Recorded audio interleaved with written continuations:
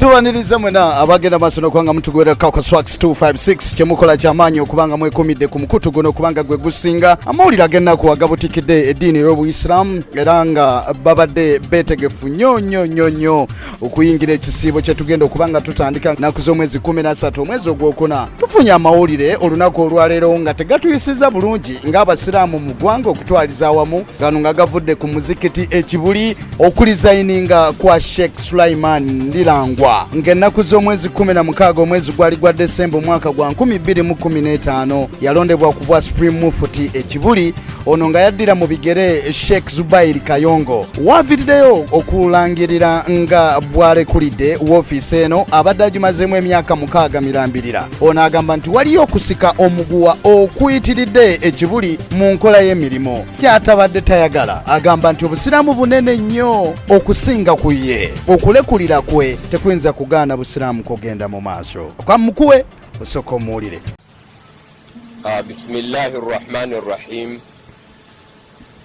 Alhamdulillahi rabbil alamin. Wassalatu wassalam ala rasulil karim Muhammad bin Abdillah alayhi afdalis salati wa atammi taslim. Amma ba'd. Baganda bange abayisiramu yonna gye muli, assalamu alaikum wa rahmatullahi wa barakatuh. Okusooka nebaza Allah olw'akawungeezi kano n'okubaako kyentuusa eri abasiraamu ba Uganda. Okusooka nebaza Allah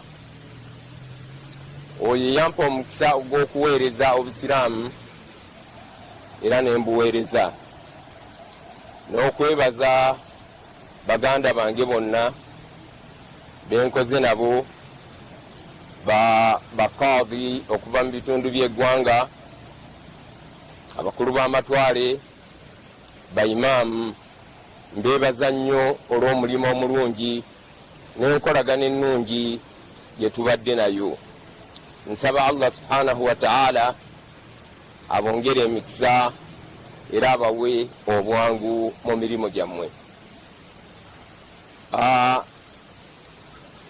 Njagadde mbategeeze olwaleero ti emirimu gy'obusiraamu egy'obukulembeze ngiwummuza, ndizayininze olw'emirimu gy'obusiraamu gye mbadde nkola nga Supreme Mufti wa Uganda.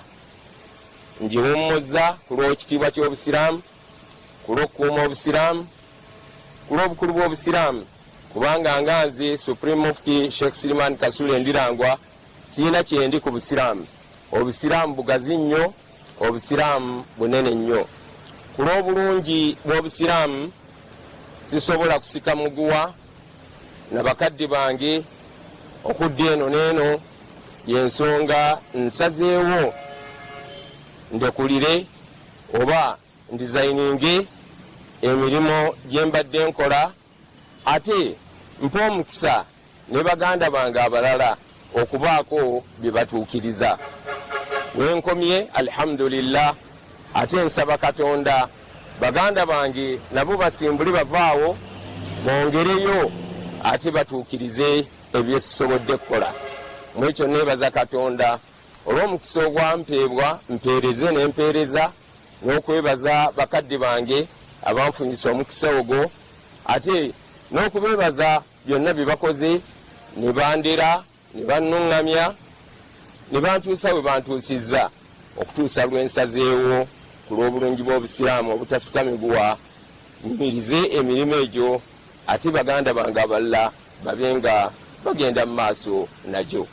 Kati woofiisi ekibuli erina omulimu omunene nnyo ogw'okunoonya ani agenda okuddira mu bigere Sheikh Sulaiman Ndirangwa, kubanga woofiisi mu kaseera kano amyuka Supreme Mufti mu kaseera kano yalina okubanga atambuza emirimu, wabula ekibuli bagamba tebannaba kufuna kulekulira kwa Sheikh Sulaiman Ndirangwa mu butongole, era nga kwe balindiridde olwo bakakasa amawulire agagenda mu maaso agoogerebwa, naye bakakase kiki ekyo kyagezaako okutegeeza eri abayisiraamu, naye ng'okulangirira kwe ye yakukoze dda.